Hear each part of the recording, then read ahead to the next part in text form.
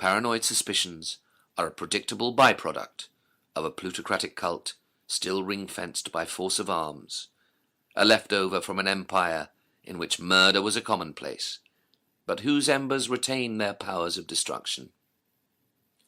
Notably, when Trinidad became a dominion in 1962, a UK court was retained for its appeals, namely, the Judicial Committee of the Privy Council, and the Queen herself signs off the court's business.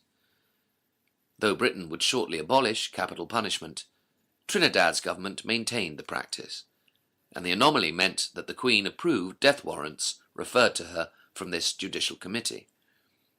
Thus it is the case in the Caribbean, where Elizabeth is Queen, in Belize, the Bahamas, Barbados, St. Lucia, and Jamaica, and in St. Vincent and the Grenadines, St. Christopher and Nevis, that a royal pen wields terminal power on death row. What are your plans? I am returning to Trinidad to liberate my brothers and sisters from the enslavement of the British colonialists. What about the charges you were facing? How can you leave England? They are liars and cowards. If they had anything against me but their fear of me, I'd be tried and jailed. Thus, as a direct result, on the 16th of May 1975, in Royal Jail, Port of Spain, the prison superintendent arrived at a cell door at dawn, and he handed Michael de Freitas, the prisoner waiting inside, the dismissal of his last appeal, signed Elizabeth R. Michael was hooded, then led to the gallows under armed guard, and, while there's no death penalty in her own country, Michael was hanged by the neck by royal command until Michael X, also known as Abdul Malik, was pronounced dead. Years before, Michael had said that the monarchy would last longer if Her Majesty were to have a black baby. The British press were appalled, as they assumed his flip remark meant that Michael was offering his services as a stud. On death row, Michael fell to wondering if my chickena caught me up. Then he'd say, with a fatalistic grin, "So now I'm in a cell in her royal jail, and now it's her powerful royal noose that sends me to her kingdom come. Can you dig it?"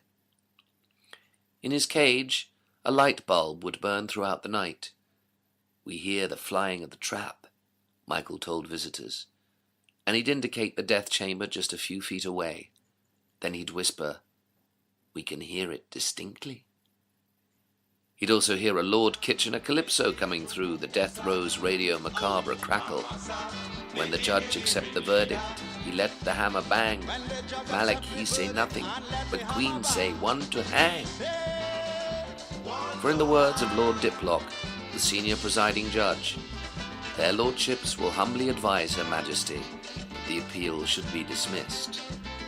His death warrant had been signed by the Queen on the 14th of May, 1975. And when what the monarch had thinkingly or unthinkingly signed had been conveyed to the Governor-General, Michael would say to his wife, Desiree, "Better go home.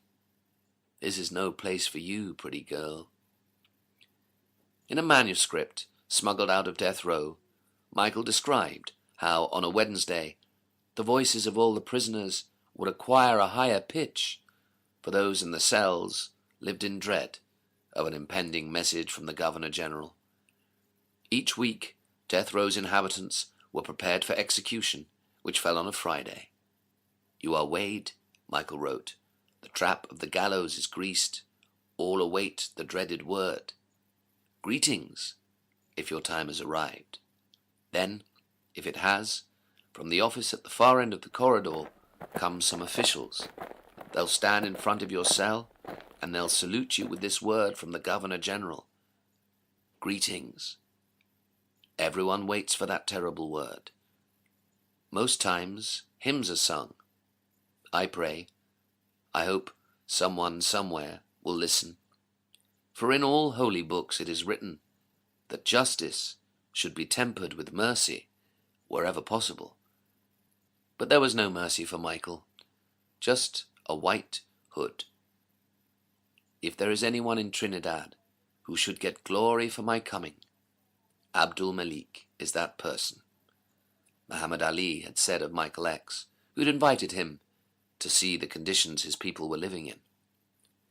Then Allen Ginsberg wrote of a new awareness that we were all on the same boat of change, and of being armed to create Eden or hell's fiery gardens on our little ball rolling through the solar system.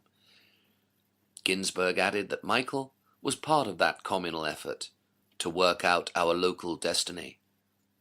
I pray with him that mercy be the last judge of the world, and not our own cruel, confused hearts.